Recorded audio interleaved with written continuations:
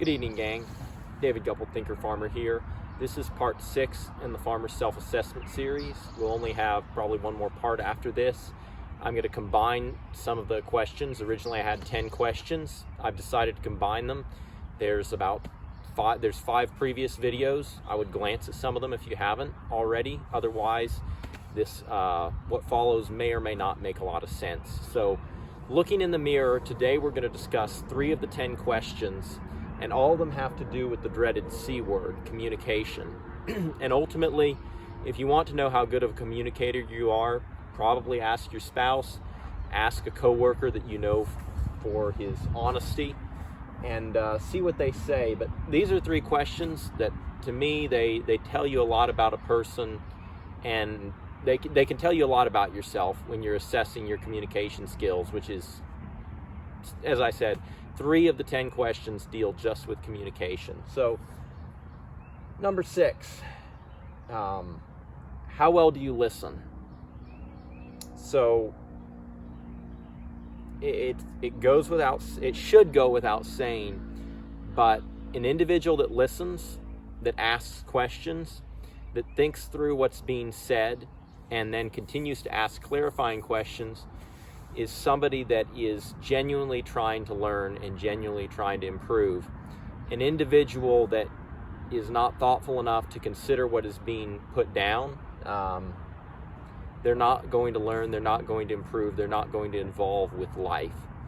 So how well you listen is a huge deal. So second in the communication, question number 7, who do you talk about?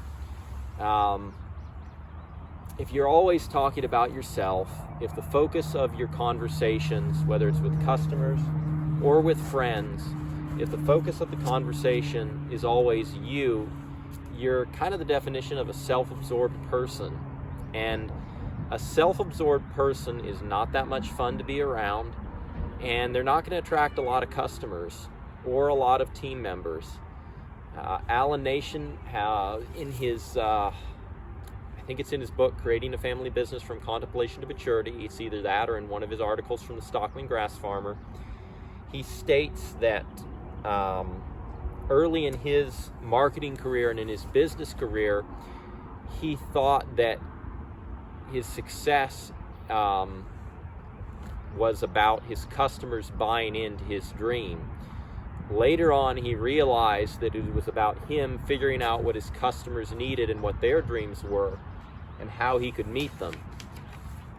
And so it really is important that you know who you're marketing to and you know what they need. And once your customers, once your friends and your team members figure out that you want to make them successful, they can then, and that is genuinely what you're after. You have to be genuine. You have to genuinely, to really be successful in almost any business, you have to genuinely want to meet other people's needs. And that's how you come up with a really good business model. You see a need, you see an opportunity, and you go out there and meet somebody else's needs. If you are trying to use manipulation or coercion, in order to get your own end goal achieved, you're going about it the wrong way and you're wasting your time. Go work for somebody else. The way Henry Ford explained it, he said, wealth is not something that you gain or achieve. It's like happiness. It's not something you gain or achieve when you seek after it directly. Wealth is something you will get as the byproduct of providing a useful good or service. So if you're in something to make money and that's what you're going after, you've made a bad decision. You've got to go ahead and make it about providing a useful good or a useful service to somebody, and then the wealth, just like happiness, will come. So, who do you talk about? Big deal in determining what the focus of that person is. Very important in communication that you communicate that you're about serving other people. So, last question. I don't know whether it's least or not. How much do you talk? In a world of nonstop noise and a lot of busyness, people often do not place as much value as they should on thoughtfulness, on conciseness, and on simplicity. But keeping things really simple requires a lot of careful thought. If you're always rambling on and on about your products, you're wasting people's time and they're going to catch on. You need to be able to get to the point of what you have to say. You need to be able to figure out who you're serving and how to communicate your plans for that. And if you're on a team dynamic on a farm, thinking things through 2 or 3 times, saying them once, saying what needs to be done once, and then doing it once is a recipe for effectiveness and for efficiency.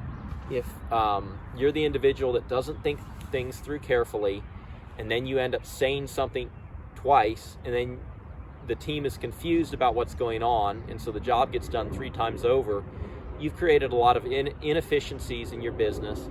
You've created a lot of confusion and probably frustrated team members.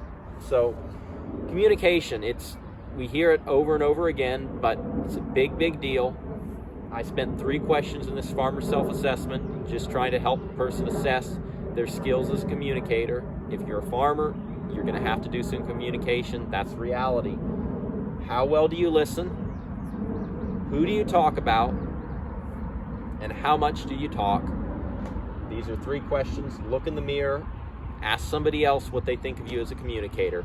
And with that, blessings for the journey, gang, and keep it real.